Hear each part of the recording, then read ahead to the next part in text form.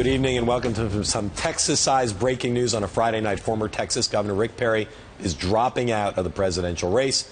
He made the announcement at an event earlier today in St. Louis, Missouri. John, this is not a shock in the sense that he had a lot of financial problems. Why do you think Rick Perry decided to get out now, well before Iowa? And then there were 16. Now we're down to that. Look, there was no path for him, I think. And I think he came to that conclusion that, he tried his best to reinvent himself. He tried his best to overcome the legacy of his oops moment and his bad debate performances in 2012. He didn't do that. The polls were showing no movement. The financial resources were drying up apart from some money in his super PAC. And it was becoming increasingly impossible to imagine a scenario that would get him back in this race in a meaningful way.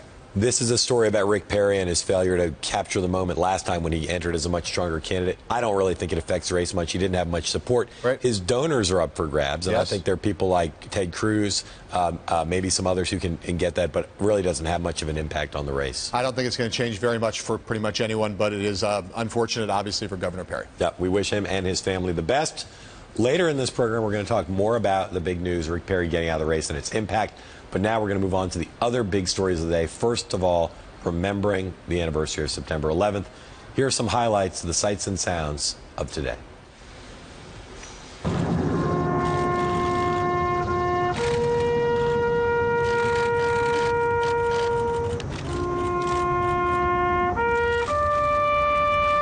We will never forget. Though try as we may, we can never fully know how you feel on this day. But we do know, we fully know, what the lives of your loved ones mean to this community and to this nation. This is a important day of remembrance, but it's a tough day. It's a tough day for all of you who lost buddies, lost friends. It's even tougher for the family members who lost friends. Liam Callahan. Suzanne M. Cali. Gino Luigi Calvi. Rocco Camage. May God bless the memory of the heroes we lost. May God bless the United States of America. And may God protect our firefighters, our police, and our troops wherever they are.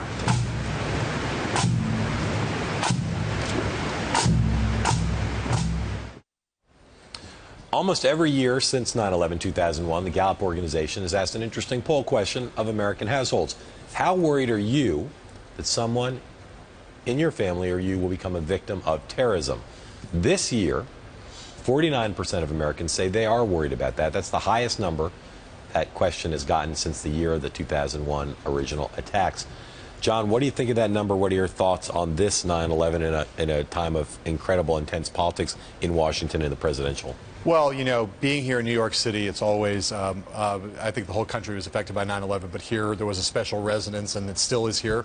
A lot of people we know lost family members, lost friends, were affected in a very personal way, and so it always brings it back, and it's a day, as you said, the sun is always shining, and that still reminds people in a very vivid way of that day. These numbers from the Gallup the poll, I think, really show us the extent to which the world still feels to many people like a really frightening place, and more frightening now than it has in a decade. You think about ISIS, you think about the beheadings that we saw last year. The obvious political thing is that foreign policy is going to matter a lot in this presidential election, but there is, among many elements of uncertainty in our lives right now, I think a lot of Americans feel, as is reflected in these numbers, they have a reason to feel, they feel more jeopardy than they have in a long time. The presidential campaigns will all say, particularly on the Republican side, that it is those ISIS beheadings that has really spooked people and captured the sentiment of fear and concern. And although President Obama is often criticized by his critics on the Republican side, he has aggressively pursued the war on terror, and in many ways more aggressive than President Bush. Well, there is this is a nonpartisan statement. There are people on the left who will say this is true and horrible, people on the right who will deny it, but I think the fact is that there has been a straight line continuum in terms of how Barack Obama has pursued the war on terror, and as you say, in some ways more aggressively. The use of drones, there are a lot of places where you could say his policy has been as conservative as any Republican administration would have been, but it is still the case. Those those beheadings very, very vivid. And the sense that ISIS has now replaced al-Qaeda as a global threat and that they have an agenda to try to kill Americans, those things are true. People are not wrong to recognize them, even if I think most people in America are pretty safe. It's not crazy for them to think that this is still a dangerous world. The next president will be a lot of things. He or she will be the second post-Bush, third post-9/11 president. That will define their presidency in a lot of ways, just as it's defined this presidency. Absolutely right. Now, though, we turn to politics, which kept on churning even on this day, especially in reaction to the new Republican numbers in Iowa from Quinnipiac University. In the horse race, Donald Trump and Ben Carson are still at the top, with 27% and 21% respectively, followed by Ted Cruz, Jeb Bush, and the rest of the gang. But take a look at what has happened to Scott Walker. Whoa. Back in February, back in May, and as recently as July in the Q polls of Iowa, Walker was in first place. Now he is in 10th place with just 3% of support among Iowa Republicans. Mark, what has happened to Scott Walker? Well, he's been eclipsed by Donald Trump. He's been eclipsed by Ben Carson. That's true of the other candidates. I think his jumping ahead in Iowa based on that one speech in January created a little bit of an artificial bounce. Not a lot of activity in Iowa at that point, and he jumped ahead as a neighboring state governor. His path back is going to be tough, in part because there are so many people in front of him now, and in part because he's got a lot of national work to do. Right. And if you talk to the campaign about their comeback strategy, certainly Iowa's a big part of it, but they need to improve the national sense of his candidacy and the possibilities of it. You got to do those two things simultaneously. That's hard. He came into this race with a lot of doubts among a lot of people in the chattering class. We talked about that yesterday. People who thought he wasn't necessarily intellectually up to the task, who didn't think that he was a major league player. For that moment in the spring, he seemed to put some of those doubts to rest. But he's made a lot of mistakes, a lot of unforced errors, made a lot of flubs in a lot of interviews, said things that were provocative on the campaign trail, most recently silly, some things like the thing about suggesting a wall with Canada. The chattering classes have been reinforced in their initial doubts, and that's hard to come back from. His favorability is high, as campaign says, but the favorability of a lot of people is high in Iowa, including Marco Rubio and others. All right, another thing from the poll, looking at favorability, is between the two frontrunners, Donald Trump and Carson. Both of them have high favorability. Trump's up to 60, which is, of course, for him, a big turnaround. Carson, the highest in the poll, 79% favorability rating. But, John, underneath those two favorable unfaves, which, again, better for Carson, but still vastly improved for Trump, there's some interesting things. Yes, well, I mean, the two most important things that really stand out here is that among evangelical voters, which is obviously a huge, key, important block in Iowa, and among very conservative voters, Carson handily beats Trump. He beats him in a lot of categories, in fact, in terms of favorability, but in those two categories, he beats him badly. And if you think about the dynamics in Iowa, I mean, Trump still has room to grow. Trump is still the front runner, but Ben Carson, those two things suggest the capacity, at least, to give Donald Trump a run for his money in the Hawkeye state. I wonder if Carson's favorability will go down if anyone attacks him, or he's got those people and he's likable and they like him. Yeah. Finally, there's some good news for the only candidate who got promoted from the undercard to the main stage next week, the Republican debate at the Reagan Library in Simi Valley, and that would be Carly Fiorina. Her placement overall isn't fantastic, but it's not bad either. She's tied for 5th place, but her name recognition and favorables are shooting up. The number of people who said they hadn't heard enough about Fiorina to have an opinion about her dropped from 55% to 30% since July, and those who know more about her seem to like her. Fiorina's favorables have nearly doubled over the past couple of months. Mark, we are having a Carly Fiorina moment. If you were her right now, how would you play it on that debate stage in Simi Valley next week? Just what she's been. You know, many people have waited for her to grow in the horse race, and she has some, not as much as she'd like. She's got a lot of goodwill. I think she's improved the most as a candidate, and I think her candidate skills are as good or better than anybody in the race. And so she just needs to be herself, and I think she'll do just fine. The moment of truth for her is going to come, though, if she gets to the point, she's not quite there yet, where she starts to look like an actual threat to the people at the very top of the polls. Because when that happens, there is going to be a ton of opposition research that's going to come down on her head about her time at Hewlett-Packard. We've heard a little bit about it, but not nearly as much as there is out there. A lot of people have decided they don't want to drop it, but they will if she gets up to second or third place. Another shot at Trump today. Those two will be heavily watched in the debate next week. All right. Another note on Iowa, not polls, but pigskin. Tomorrow in Ames, it's the big annual game between Iowa and Iowa State. Attending the Republican Party's State Party's pregame tailgate will be Donald Trump, Scott Walker, Marco Rubio, and Rand Paul. John, that game is called the Cyhawk.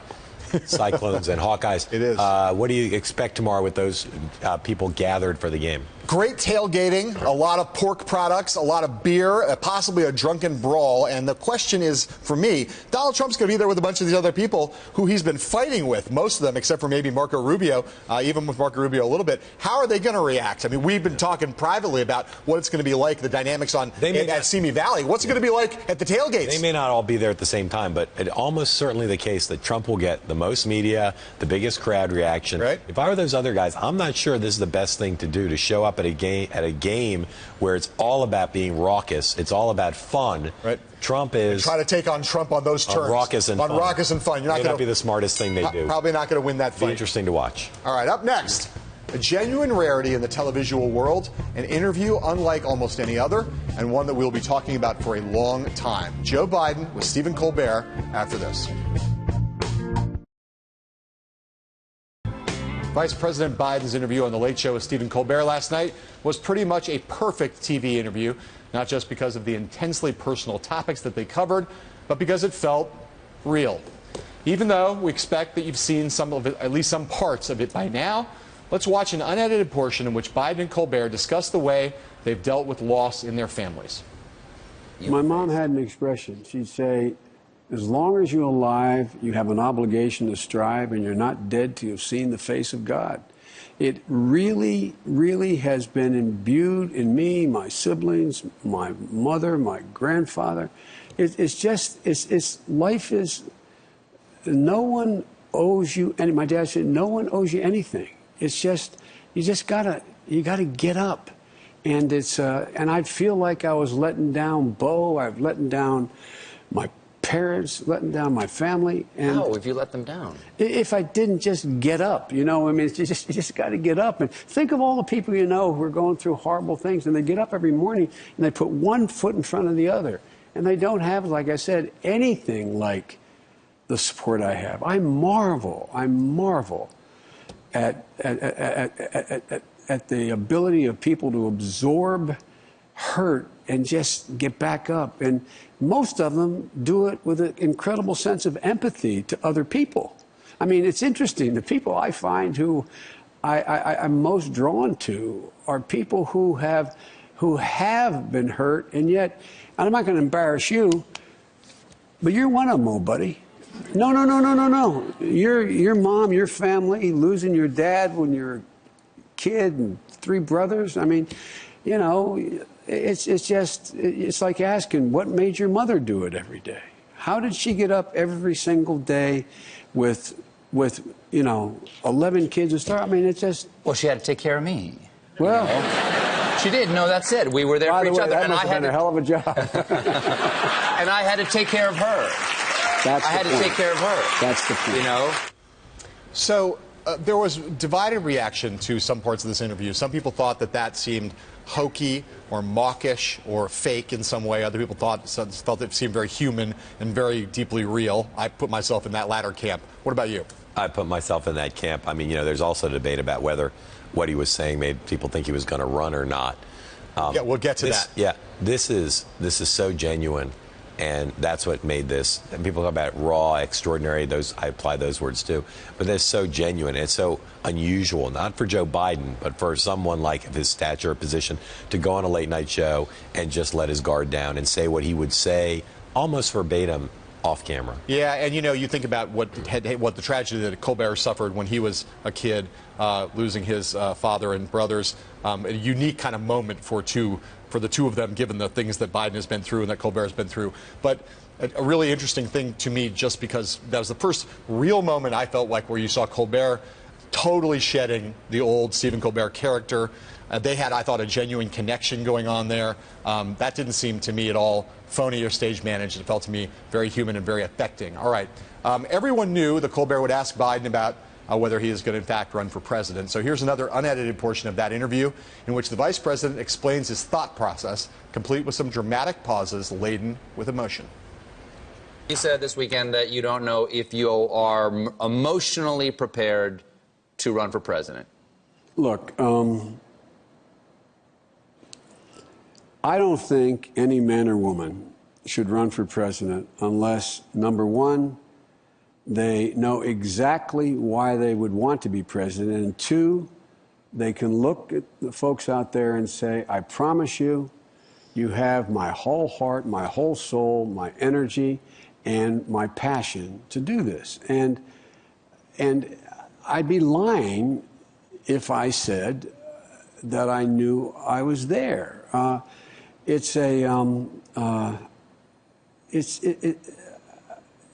being completely honest. But nobody has a right, in my view, to seek that office unless they're willing to give it 110% of who they are. And I am, as I said, I'm optimistic. I'm positive about where we're going. But I find myself, and you understand it, just sometimes it just sort of overwhelms you. Mm-hmm. And I can't be. I went out to Denver, and I landed at a military base, and I met a whole group of military families, which is not unusual, on a rope line about 100 yards from the aircraft, and about two-thirds were in uniform, the other were family members, and I was thanking them, but I really meant it. This 1% is fighting for 90%, 99% of the rest of us, and I was talking about them being the backbone and sinew of this country, and all of us, and it was going great, and a guy in the back yells, Major Bo Biden, Bronze Star, sir. Served with them in Iraq. And all of a sudden, I lost it. How could you tell? I mean, that's not, I shouldn't be saying this, but you can't do that. So, watching that, everybody in the world watched it and came to a conclusion of some kind, whether he's more leaning into it now or less. You could read it both ways. How did you read it? My guess is that the reception to the interview will make him more likely to run, only because I think he doesn't want to run if he's seen as gaffe-prone, guy to make fun of Joe Biden. Right. If he's seen as someone who can tell his personal story in an affecting way and people root for him. And that's been the universal reaction to the interview. I have been bearish on the notion of Biden running, saying I didn't think he was going to do it. That interview gave me a moment last night when I watched it. I thought he might just be getting ready to do this. I'll tell you one other thing about that. Hard to imagine Hillary Clinton giving a performance of just watch that. Imagine Hillary Clinton seeming that authentic. In what situation that would occur. Hard to imagine. All right, really quickly now. That remarkable interview only got more remarkable as it ended. This is where Stephen Colbert essentially asked Joe Biden to run for president. It's going to be emotional for a lot of people if you don't run. And, sir, I just want to say that I think that your experience and your example of suffering and service is something that would be sorely missed in the race. Not that there aren't good people on both sides running, but I think we'd all be very happy if you did run, and if you don't, I know that your service to the country is something we should all salute. So thank you so much. So that is a pretty unusual thing. A television host of any kind, political show, entertainment show, essentially coming out and saying, I would really like you to run for president.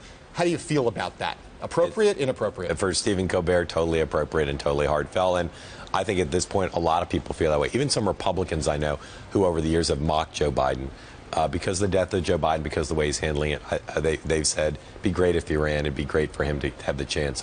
I still, in the end, think right now he's not up to doing one of the hardest things on the planet to do. But I agree with you. That interview made me think maybe he will. If Colbert was the anchor of the evening news, I would say wildly inappropriate. Given the perch that he currently occupies and the person that he is, I totally agree with you. Completely appropriate. When we come back, a little more discussion about the big news of the night. Former Texas Governor Rick Perry dropping out of the race after these words from our sponsors. The breaking news on a Friday night, Governor Rick Perry, former Governor Rick Perry of Texas, is getting out of the presidential race. He's right now in Missouri, in St. Louis, Missouri. Technically, he says he's suspending his campaign, but that's usually having to do with the legality of fundraising. You see Perry there right now giving the speech in which he's withdrawing from the race at the Eagle Forum in St. Louis. We'll monitor that and watch it. But, John, I am surprised by this. I thought, given how much a super PAC had, given the uncertainty in the race, he'd stay in. What do you think? I have thought for a little while that if anybody was going to drop out before Iowa, it would be him under the circumstances. I think he's not a dumb man. I think he sees that he has not been able to overcome the legacy of his 2012 race. He's not getting traction. I don't think money is going to necessarily help him. I think he understood that. The timing is a little, there's never a good time to get out, but I'm not shocked. You know, he'd been shutting down campaign offices and laying off staff, and so it was going to be just tough to go forward. I think also, in addition, with that beyond the no staff, was the reality of there's so many people ahead of him in the polls now who are appealing to the same voters that he'd appeal to. Well, and in the same discussion that we often have, again, around this office, like what can stop Donald Trump? And we try to hypothesize about that. If you ask the same question, what could make Rick Perry the nominee? What set of circumstances could have occurred, given where he was right now? I found it hard to imagine, even if I were being the most Pollyannish pro-Rick Perry person in the world, I found it hard to imagine what the circumstances would be that would elevate him to the top of this very large field, and again, a field full of people who have a lot of hold on his voters. He loves his grandkids, and I'm sure he'll spend more time with family. This is the first time in decades he hasn't either been in public office or running for public office. I'm going to be curious to see if he endorses anyone. Yeah. He's been pretty tough on Donald Trump. It'd be interesting to see if he becomes part of a group that tries to figure out how to stop Donald Trump. I would maybe be surprised if the super PAC, which has got millions of dollars, maybe turns its attention to stopping Trump. It's always, you read this statement here, he's moving, he cites the will of Christ as part of the reason why he dropped out, and I don't laugh at that. I think a lot of politicians, we've seen it over the years, they're sometimes at their best when they drop out. This is another illustration, it seems to me, of one of the maxims of presidential politics. You have your time. If you miss your time, it's hard to ever get it back, and if there was a time for him, it probably was 2012. He didn't get it done then. It wasn't possible for him to get it done this time. It ends, presumably ends a long career in public office, longest serving governor of Texas, and a guy who, as you suggested 4 years ago, was in a much better position and never. He was in September. Yeah. In September 4 years ago, he was the front runner. Never made another oops mistake, but didn't overcome the first one. Okay, we'll be right back. We are live 24/7 on BloombergPolitics.com, where you can go and read all the news and the analysis about Rick Perry's decision to drop out of the Republican race, also remembrances of 9/11. This television show, as it happens, is also on the Tube twice a day at 5 and at 8 p.m. Have a great weekend. We'll see you next week. Sayonara.